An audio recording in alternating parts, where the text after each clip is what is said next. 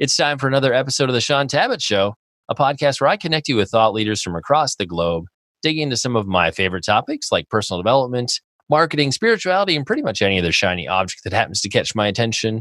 Today, my special guest is Shaun Thacker, and we're going to be discussing his brand new book, The Age of AI, Artificial Intelligence and the Future of Humanity. Shaun, it's release week. Congratulations and welcome to the show. Yeah, thank you, Shaun. I appreciate you having me. Well, let's kick off our conversation with a bit of what we might call the Shaun Thacker origin story. So for those like me who are encountering you for the very first time in this conversation, what are a few things that we need to know about you? Yeah, I serve as an associate research fellow at the Ethics and Religious Liberty Commission, and we're the public policy arm of the Southern Baptist Convention. We focus on a lot of kind of day-to-day moral and ethical issues that are facing the church. So anything ranging from pro-life issues, marriage, sexuality, issues of justice, and then specifically in the last few years, I've been focusing a lot on technology and ethics, which is kind of my focus and research area. And then I also serve as our creative director, which means I just kind of oversee all of our creative elements and lead that team as part of the communications team. And in terms of your academic journey, if you will, how did some of these not often connected areas of specialization come together? I'm going to assume you have some kind of theology background and you're bringing that together with tech and AI. How did that work out? Yeah, so it kind of started when I was a kid, actually, because my dad, I grew up with technology, surrounded by it. I'm a little old to be saying that because my dad actually worked for a Fortune 500 tech company for most of my childhood. And so he would bring home these big, huge blue bags full of computer parts and would just like dump them out on the floor to my mother's disdain. And my sister and I would build robots. They didn't do anything. They didn't function, but we had about a ball with it. So I kind of grew up surrounded by technology. My dad was more of a hardware guy, less than a computer programmer or developer. And kind of throughout that, I've always been really comfortable with technology and kind of understood generally how things worked. And then throughout college, I worked for Apple for a number of years in the retail store. And so I was exposed to a lot of the retail consumer elements. Then going into my seminary career, I was doing my master's at Southern Seminary in Louisville, Kentucky, and focusing on a lot of theology, ethics, missions. I felt the Lord might be calling me to be a church planter or a pastor, but he had different things in mind. And so by the time my wife and I finished my degree, we moved to Nashville. I was actually just looking for a job. And because of my communications experience, I had some friends that worked at the ERLC who asked me to come on board. And I started doing a lot of creative projects. So then around that time, I've just always been interested in tech. And so I was just reading some popular level tech books.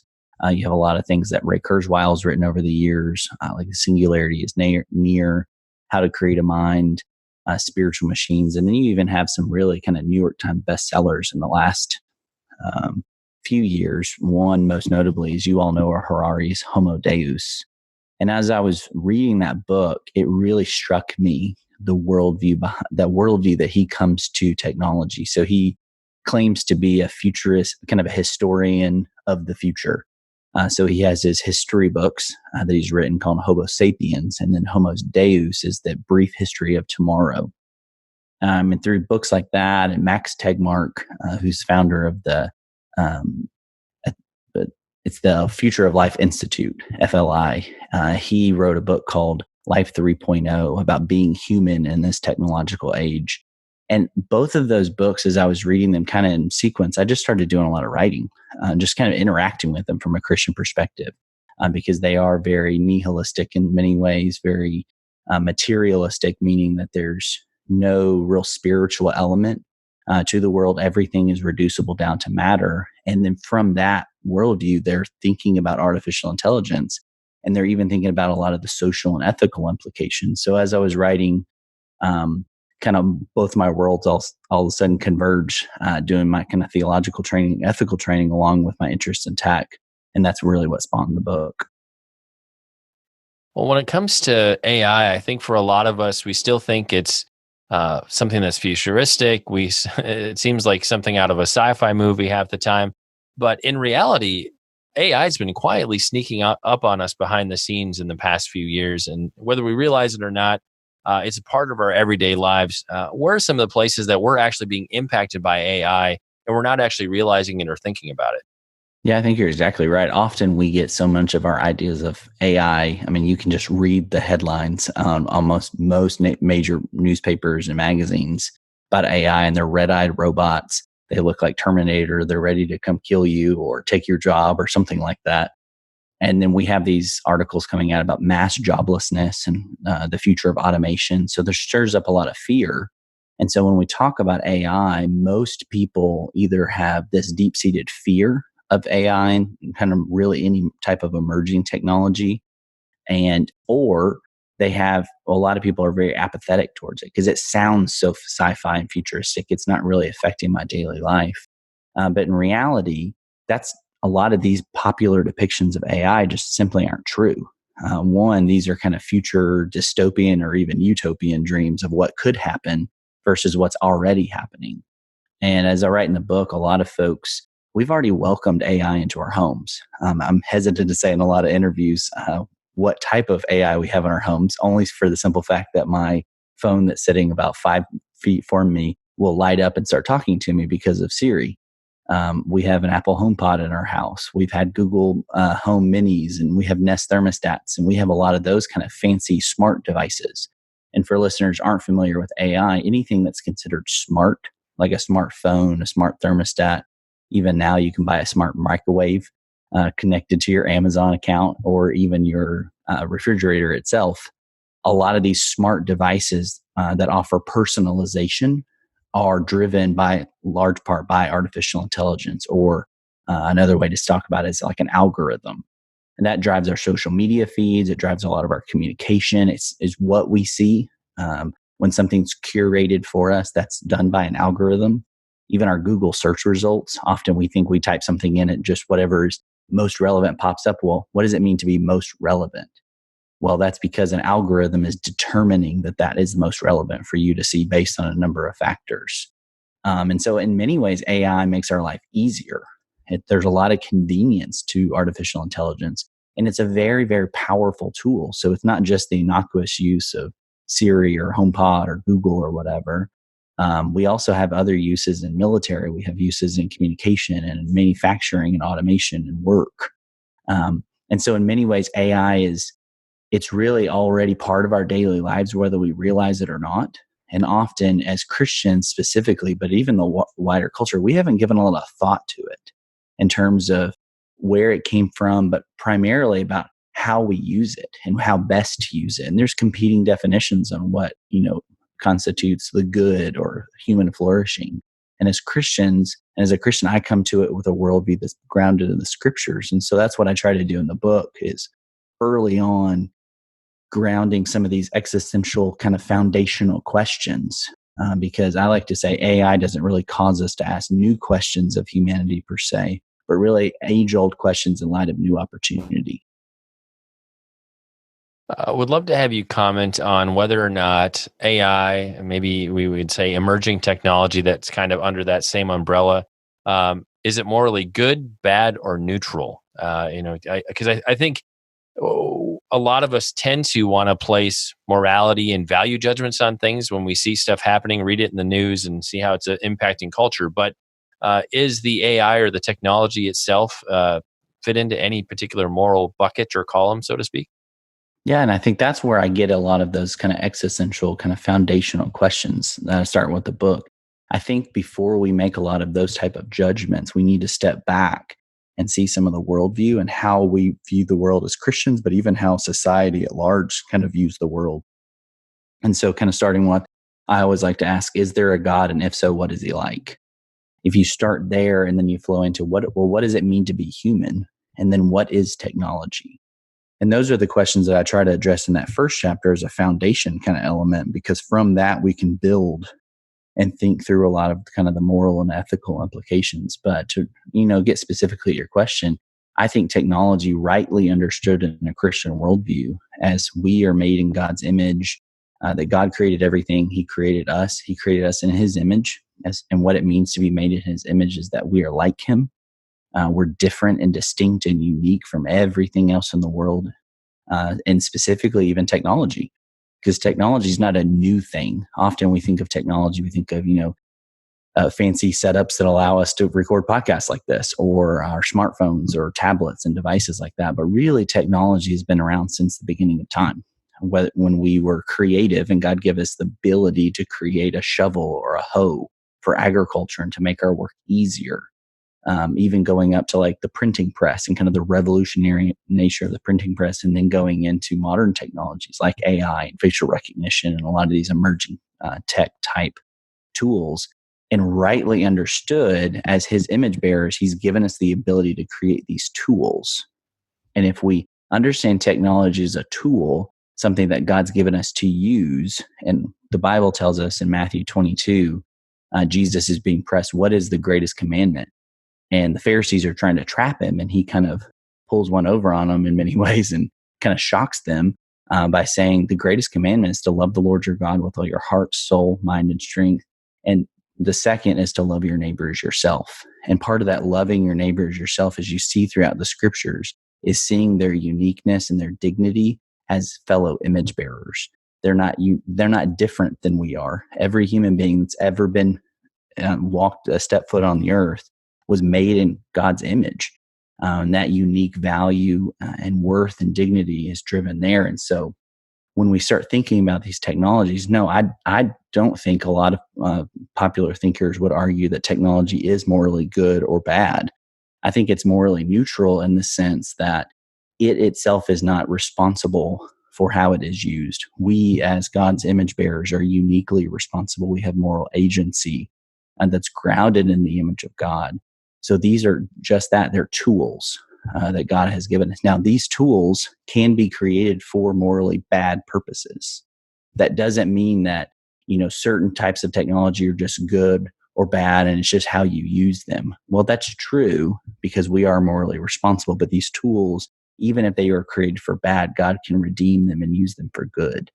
So I don't consider AI a bad technology or facial recognition a bad technology. It can have bad uses and even be created poorly in the sense that we as broken people also create broken tools. We're not ever creating something perfect.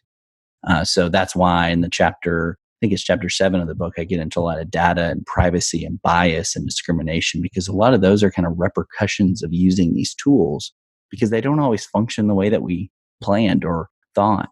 And then sometimes the good uses are actually co-opted and used to abuse and demean other people. A lot of what we see in places like China and their use of kind of authoritarian use of facial recognition or artificial intelligence in general. And so I think that technology is morally neutral in the sense that it's not responsible for how it's used. It's not going to be judged by God. We are, but that we are called to use these tools for God's glory and to love our neighbor. Well, and if you're a student of history, you look back and you read articles about technology and how it's going to ruin the world and cause problems. The idea of emerging tech being problematic or destroying things isn't anything new. I mean, you've seen that through the centuries and throughout all of history. One of the things I was thinking about as I was listening to your book, in terms of like how we see technology and AI used in China with facial recognition and stuff, I think of how often I go through the grocery store here at home, and I go through the self checkout. They're taking pictures of me. I'm being scanned, and I'm like, we're like one step away from that level of technology being able to be implemented here, and we're not even thinking about it. What do they do with my picture when they take it when I'm actually checking out in the self checkout line? I have no idea. So anyhow, just like, man, we're so close to that here. Hopefully we won't ever completely take that leap. I'd love to next transition into talking about the good of AI in terms of some of the different things you address in the book.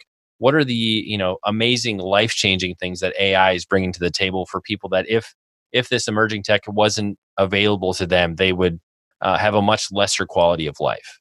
Yeah, and a lot of the best uses in many ways that I've and during my research is found in the medical community.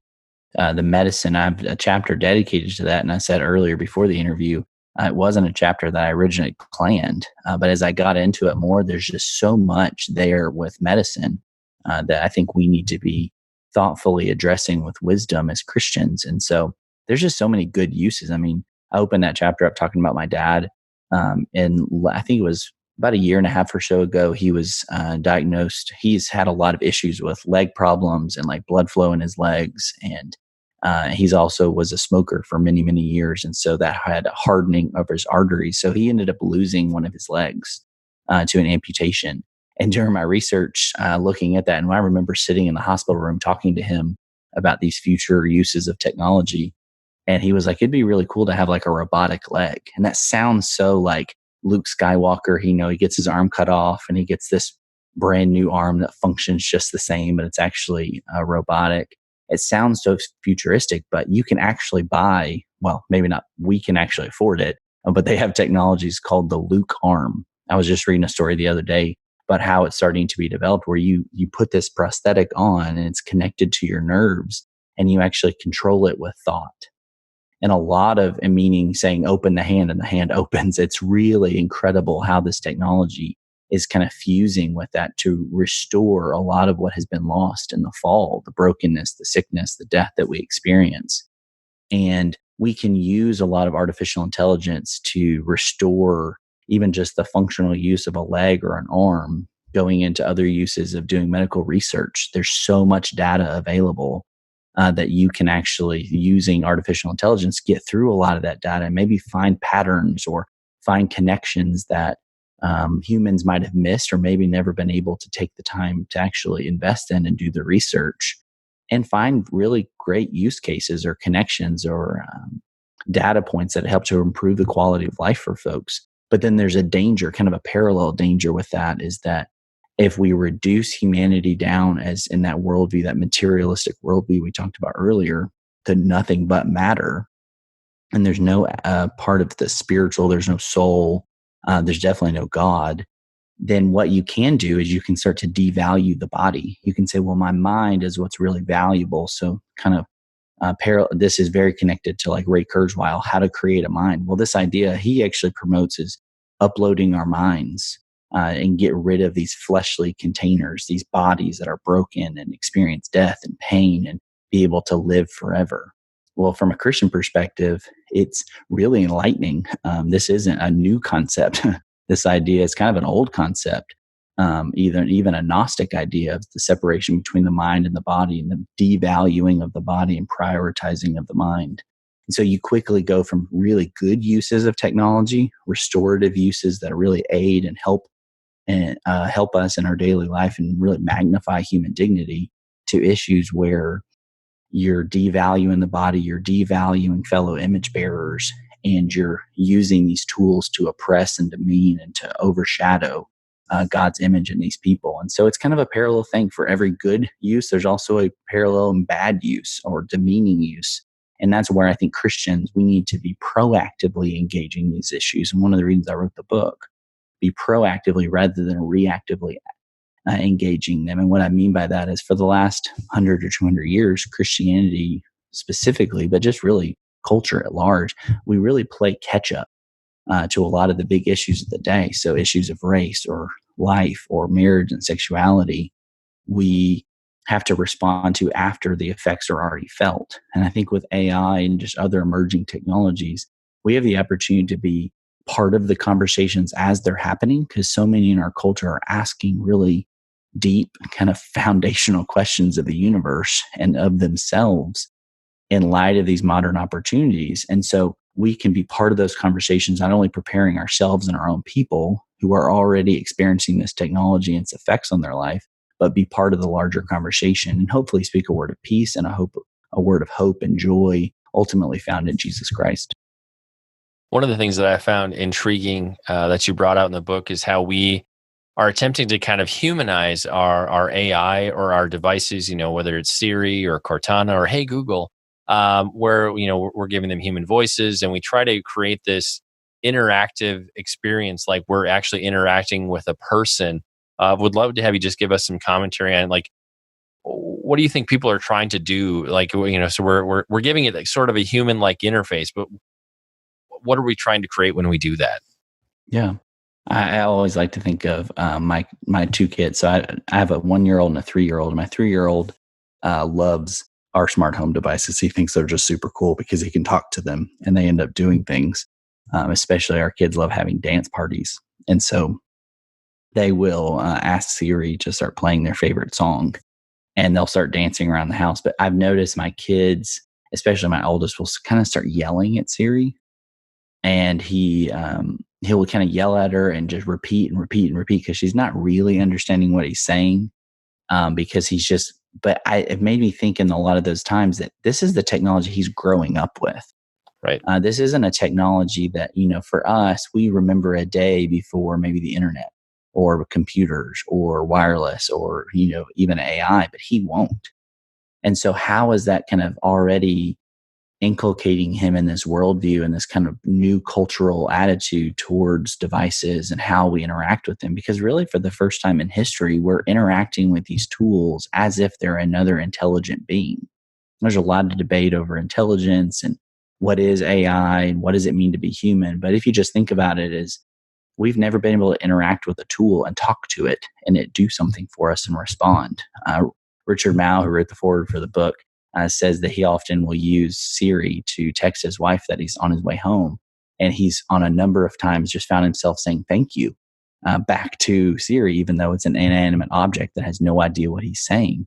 And there's a story I call out in the second chapter on how we view ourselves by an author at the Atlantic who actually says she has become so comfortable using these smart tools, these smart assistants, that she's actually found herself confiding like kind of secrets or things that she's kind of kept from her husband in many ways. Like, I'm really lonely right now. And even though she realizes, intellectually that this is not another person, we're almost treating them as if they are. And I think there's a couple of reasons we do that. One, it's more comforting, like we're more comfortable around these tools, knowing that they're always listening for their wake word, whether it's Google or Siri or Alexa or whatever. And it makes it more comfortable if maybe they have a face or a name or a voice, even personalizing them. The author from the Atlantic says that she likes to make a young, chipper Australian man as her assistant because that just is fitting for her. Kind of like the old Garmin GPS where you could change the voice a lot. You can do that on these smart assistants as well. And so I think there's a comfortability factor, but there's also this idea that we often long, whether it's AI or anything else, we often long to create things that can kind of save us from ourselves or that can bring us comfort, knowing that this world is not the way it's supposed to be. I mean, if you're a Christian or not, you realize this world is really broken. Now, you might use different terms. Like as Christians, I'll use the word sin, that sin and our rebellion has broken our relationship not only to God, but even creation itself. And things don't work the way they're supposed to. The ground is hard. The ground is difficult. There's pain and death and sickness and illness. And if you come from a purely secular worldview, you know that this world is difficult and hard. Things aren't, death isn't natural. Like we never think, oh, they just died. That's not a big deal. Like, no, you're grieving and mourning because there's something just not right about it. As Christians, we'd say, well, God tells us in general, a general revelation that he has revealed himself, even though we suppress that truth and unrighteousness is what Paul tells us. And so I think one of the reasons we do that in many ways is because we long for something greater than ourselves. We long for something that can save us or fix our problems or make us more comfortable or happy. And we often put these kind of idolatrous views and moods onto these devices as if they can save us. And so as we dumb ourselves down and act like we're nothing special or unique about us, we then humanize these machines. And it's kind of a great paradox where as we're dumbing ourselves down, we're acting as if these machines are human. You even have kind of popular kind of fringe debates in some ways, like should machines have property rights? Should machines have voting rights? Should machines, this isn't a future question. Right now, there's an AI that sits on the board of a venture capital company in the Asia region that's actually able to have a vote when the board goes to vote on if they should give funding to this startup. And so you're already seeing a lot of these kind of humanizing effects. And I think in a large part that's due to this kind of idolatrous nature that we see throughout the scriptures of trying to create something that can then save us from ourselves and from the brokenness that we experience. I'm just going to comment that when you started answering this question, you referred to Siri as her. So clearly it's been effective. Another interesting thing I found in the book was when you were talking about, as far as parents, when and how should we expose our kids to technology? And, one of the things that made me start thinking about last night was like, our kids have access to basically all information in the world at their fingertips, on their phones, their tablets, on their home devices, and whatnot. Would love to have you just talk a little bit about your thoughts on, it's one thing to have access to information. It's another thing to experience things and like absorb and learn. So would love to see if you've, gone down the rabbit hole of thinking through like what's the impact we should be aware of, maybe in terms of, I think both kids and adults, that kind of difference between having access to thing at a moment's at a moment's notice. I can't talk. At a moment's notice, versus actually learning and experiencing something. Yeah, and I think that's kind of the great challenge that we're going to face, is because we not only have access to this information, but we also have access to tools that are able to automate so many of the things that we grew up doing. And so I think the challenge for us as parents, and as specifically as Christian parents, is not to panic. Often when we think of like, we're already worried of when to give, Billy a cell phone, because we're so nervous, rightfully nervous, about access to pornography or hate speech and bullying and a lot of these type of ways that technology is used. There are so many larger issues almost at bay about how this is already changing our kids as they grow up. Like I think my two boys, as I said earlier, they'll grow up with this technology. And so for them, they don't have to walk over and turn on the stereo and go and go find a CD. It's not like that was a formative experience for me growing up, but it was something. Even, I remember growing up and wiring our house. My dad was a huge techie, as I said. And so I would run Cat5 network cable throughout our house. And I had to crawl on my hands and knees to do this, because that's how we got internet in every room. So like, you always have these experiences you're growing up. And my dad had conveniences that my grandparents didn't, and they had conveniences that their parents didn't. And so I think the challenge for us is, one, not to panic. Two is to really step in and embrace a lot of these tools. These technologies aren't going anywhere. This is the world that our kids are inhabiting and that we inhabit. So let's learn together. I think in this kind of digital age, specifically the age of AI, the best counsel I can give parents is, let's learn alongside our kids. Let's experience things together, instead of saying, hey, here's an iPad or here's an AI teacher on this iPad who's going to teach you today's lesson. Instead of doing that, like interacting with these things together, not only do we learn how they're used, but we can also prioritize that relational element. Max Tegmark, the president of Future of Life Institute, who wrote that book, Life 3.0, that I talked about earlier, had three really great questions, and they really all focused on the fact that AIs are kind of rigid. I talk about early on, and I talk about the very end of the book, there's two categories of AI. There's narrow AI, which is everything we experience with AI. We don't have anything other than narrow, which means it's a narrow task. It can only do one or two things. Like, it's not able to, the same Siri can't go and drive my car and then go turn on the thermostat. Like, it's very narrow in its application.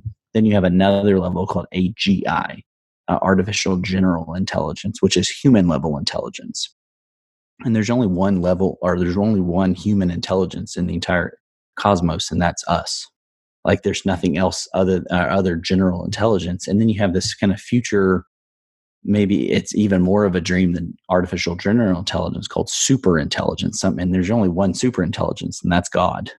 And so you can kind of play this out and see how we take tools and then we think that they're like us, and then we take them from being like us to being like God, which just simply isn't true. But for kids, as they're growing up with these things, narrow AI is really bad at variables. Like, you can throw in things and it completely messes up the way the system works. And so as they have very narrow applications, if we're learning alongside our kids and exposing and prioritizing the relational element that AIs can't have, or the kind of picking up on variables, creativity, a lot of those type of tasks, even thinking about what are my kids going to do for work in the future. Well, there's some certain tasks that I'm not going to encourage them to do. because in 10 or 20 years, we likely won't have a lot of drivers on the road. I mean, it's just reality. Now, it's not going to be a tomorrow kind of thing where we all of a sudden wake up and driverless cars are everywhere, but it's a gradual thing. And so likely, being in transportation might be more difficult. You see a lot of emphasis on STEM degrees or science, technology, education, and math, or engineering and math. And those are really things that we should be prioritizing. Those are good things, not to the neglect of literature and communication and a lot of rhetoric and a lot of things like that too, because those are the jobs that we're going to be able to prioritize. And so I think for us as parents, not to panic, to really focus on kind of growing and learning with our children and then preparing them for the future to come. And one of the ways we do that is reading a book. And I'm not just saying, hey, mine's the only book, but it's a really good starting place. I intentionally wrote it for folks who might say, I have no idea what AI is.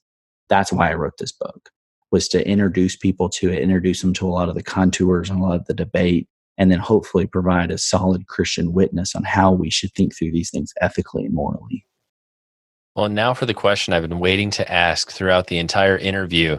So in movies, humanity's relationship with AI and learning machines, it always ends very poorly for the humans. So when it comes to the future and AI, should we be fearful? Should we be hopeful? How should we be thinking? I would definitely say hopeful. I don't fear artificial intelligence. I don't fear a lot of the sci-fi kind of dystopian futures that people promote in movies and TV shows like Ex Machina or iRobot and Bicentennial Man. Like you have these kind of dark dystopian type futures or incredibly utopian where AI fixed all our problems. Right. Neither of those things are going to be true. The good part and the hopeful part for Christians as we approach this is we know the end of the story.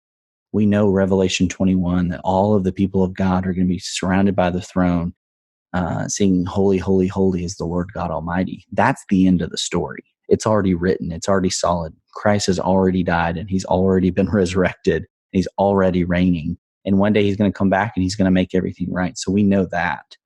So no, I don't have a kind of a dystopian, fearful future because I know the one who wrote history and I know the one who created the world. But that doesn't mean that we don't have really serious issues that we need to be thinking through, not only today with the ethical and kind of moral implications of this technology and work and data and privacy and warfare and the family and ourselves and medicine, but even thinking into some of the future issues of what could be possible.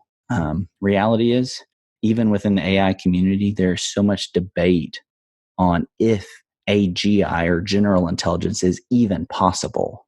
And if it's not possible, you're definitely never getting to super intelligence or this famed moment in almost every sci-fi movie of singularity where the robots wake up and then they decide they kind of become conscious and they realize what's going on and they try to enslave us.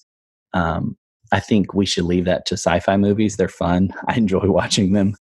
Maybe not so much my wife, but let's leave that to the movies and let's be thinking through like what's actually at stake here and the current conversations, but even what could happen in the future. Like there's no reason that we shouldn't be thinking through issues of transparency and data and bias and discrimination. We should be thinking about how these tools could be used in the future, like facial recognition and other kind of AI type tools that devalue human beings, whether it's just our bodies or just us as people in general, for folks to hold on to power, like you see in these kind of autocratic regimes of Iran and China and Russia.